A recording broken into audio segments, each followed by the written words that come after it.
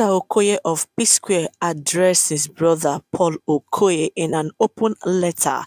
Remember that last 3 weeks or thereabouts, this video on my right-hand side surfaced in an interview. Paul Okoye of P-Square explained that Peter called EFCC on him. I will leave the full interview at the end of this video. So do watch till the end to get the full detail. Please remember to subscribe to my YouTube channel, turn on your bell notification, very important, so that YouTube will always notify you anytime I drop new video or videos.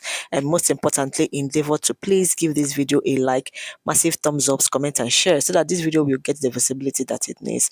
Thank you all in anticipation. So according to Peter Okoye of P-Square, in an open letter to Paul, he said, "My dear brother Paul, just like I have told you several times, I am not in any competition with you or anybody else. However, seeing you grant countless interviews where you constantly discredit my efforts in the group that we both created and built together really speaks volume.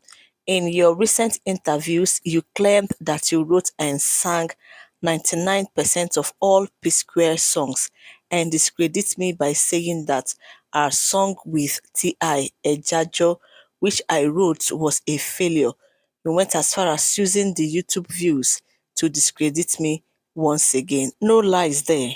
Look at what Paul said recently about their song Bankalat. Paul did not even acknowledge Peter. I will still read it out. Let's continue. "You never acknowledged the other songs like Get Squared, Busybody, Personally, Roll It, Temptation, Alingo, More Than a Friend, Shekini, Say Your Love, Jim Dat, Semorita, Ibedu, and a few others. Were these songs also considered failures as well?" Number 2. Every time I have spoken in interviews about P-Square, I have always used we and us because I saw us as a team. But whenever you speak, it's always I and me. Even when I'm standing right beside you, it's as if I never existed. My brother, neither of us is the most talented artist in the world, but you fail to understand that God gave us this talent and even granted us another chance to excel after our last breakup. Instead, you chose to turn the most awarded and decorated music group in Africa into a laughingstock again. One thing you need to understand clearly is that the fans didn't fall in love with P-Square because of who sang or danced the most. What made us special was the magic that came from our combined effort. Us too. P-Square was a force, and the fans fell in love with P-Square because of our uniqueness and unity. We both have talent, no doubt, and I have often praised you in our interviews for your songwriting ability. I have also praised anyone who has ever written a song for us or even for me as Mr. P. But instead of showing gratitude for my kind words, you seem to find satisfaction in rubbing it in my face, forgetting that it is by God's grace that we have come this far. Number 3. Rather than joining forces with me to reclaim our number one spot in the music industry, you chose to team up with Jude to claim the number one spot in the P-Square group, always looking for opportunities to marginalize and humiliate me. You are always claiming to be P-Square's songwriter, composer, producer, singer, backup vocalist. In fact, you are everything, including P-Square's video director, band, promoter, manager, even the choreographer. You are the author and finisher of P-Square.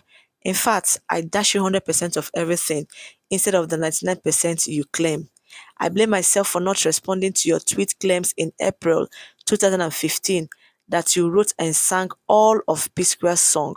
I didn't respond to these false claims for the sake of peace, as advised by family and friends, and now I am paying dearly for it. So, my brother, let me ask you, is Rude Boy or Mr. P bigger and more successful than P-Square today? Are we individually selling out arenas and stadiums like P-Square used to? Are we topping world music charts with our songs as solo artists? Do we command crowds and entertain massive audience like P-Square? I often find myself wondering, What do you truly gain by constantly disrespecting and belittling me all the time? You have disrespected my wife, disrespected my family, disrespected my talent, disrespected my ideas, and even sided with Jude when he was clearly trying to oppress me. Now it feels like you have taken it even further by trying so hard to turn the fans against me by making them believe I'm jealous of you. You have been doing everything for the fans to hate me, but guess what? They will never hate me. Instead, they will hate us both because we have disappointed and failed them. I hope you are happy now. I genuinely wish you nothing but the best, bro. As for those who believe these lies and false narratives and come to my page to drop negative comments, I understand because you have been fed with wrong narrative for a long time. Please allow me to focus and do my music in peace.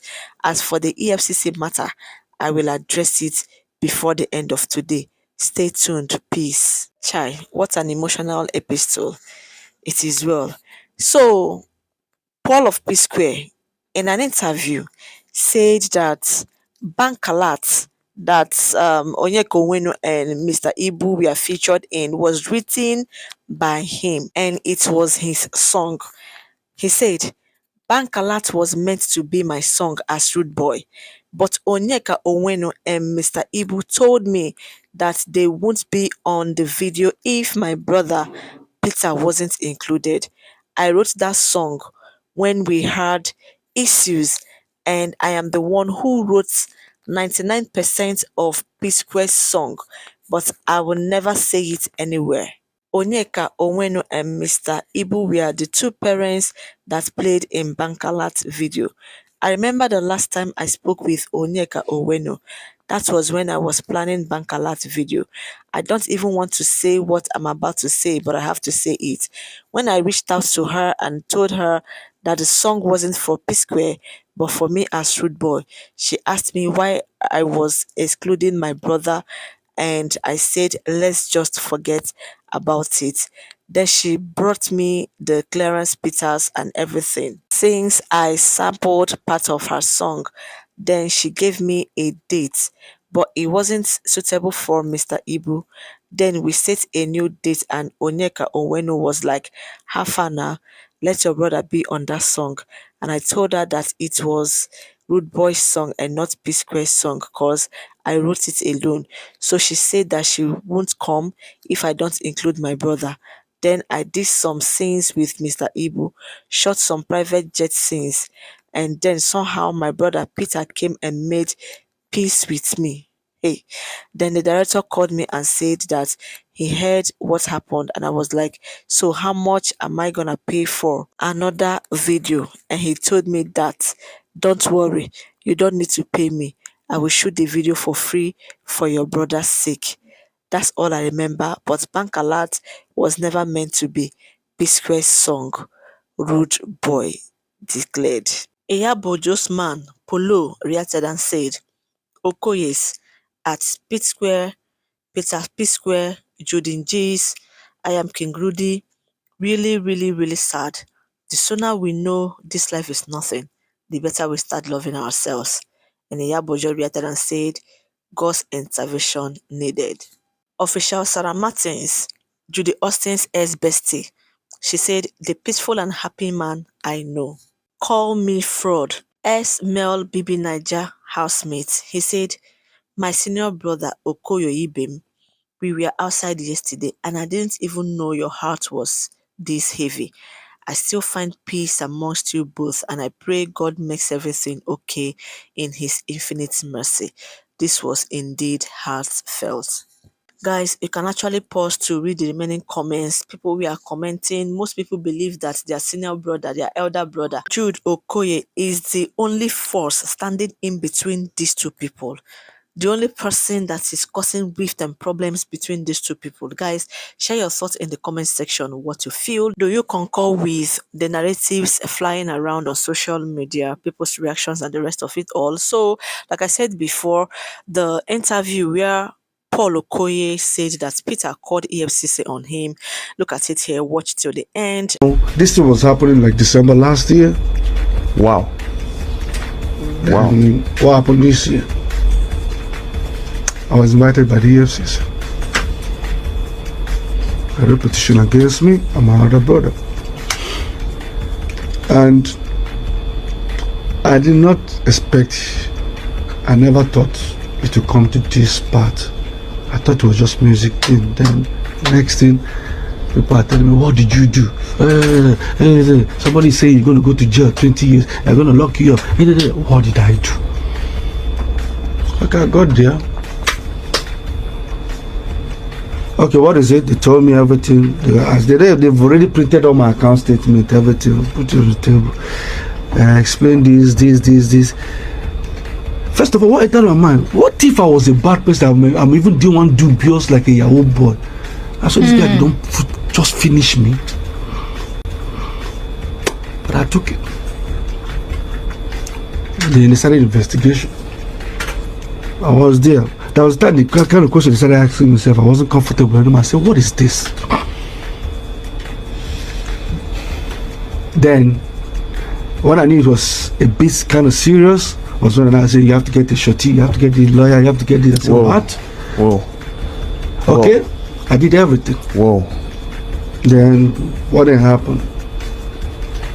1 month ago, they called me, they called him, they called other brother. Say, first of all, we have to say that after all investigation, Paul is innocent first. That being said, that brings me to the end of this video. Please do give this video a massive thumbs up and remember to smash on your red subscribe button to subscribe to my YouTube channel. Turn on your bell notification to always get notified anytime I drop new video or videos on this channel. We react, analyze, we give trending gist, celebrity news, true crime and true crime stories. And to my Tony subscribers, thank you for always watching, liking, commenting and sharing. Bye bye for now. He wants to buy this thing. How much Peace out. I love you all. Bye. Bye.